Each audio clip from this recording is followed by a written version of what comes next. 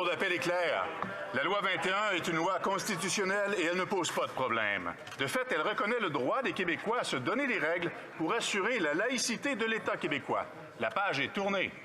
À moins qu'Ottawa et quelques opposants décident de continuer à la contester, que choisira le gouvernement libéral? Le respect de la volonté des Québécois et de la décision de la Cour d'appel ou reprendre la chicane avec le Québec? L'honorable ministre de la Justice et procureur général du Canada. Monsieur le Président, j'aimerais souligner que notre gouvernement est fermement engagé à défendre les droits et libertés protégés par la Charte canadienne des droits et libertés, notamment le droit à la liberté d'expression, de religion et le droit à l'égalité. À plusieurs reprises aussi, notre gouvernement a clairement exprimé des sérieuses préoccupations concernant l'utilisation préventive de la disposition de dérogation. Si cette affaire est entendue par la Cour suprême, on sera là pour intervenir. Merci. L'honorable député de Drummond.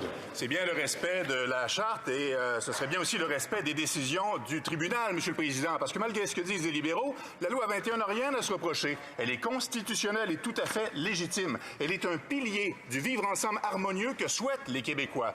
Et après 5 ans, on constate, comme les tribunaux, que tout va bien, que la peur des libéraux, c'était pas fondé.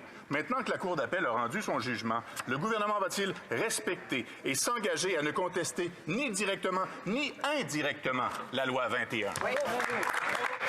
L'honorable ministre de la Justice et procureur général du Canada. Monsieur le Président, comme le Premier ministre a déjà dit, comme moi j'ai déjà dit, notre gouvernement est engagé à défendre les droits et libertés protégés par la Charte canadienne. Ceci dit, la liberté d'expression, de la religion et le droit à l'égalité. À plusieurs reprises, on a aussi dit que notre gouvernement a clairement exprimé des sérieuses préoccupations concernant l'utilisation préventive de la disposition de dérogation. Si cette affaire est entendue par la Cour suprême du Canada, notre gouvernement interviendra. Merci.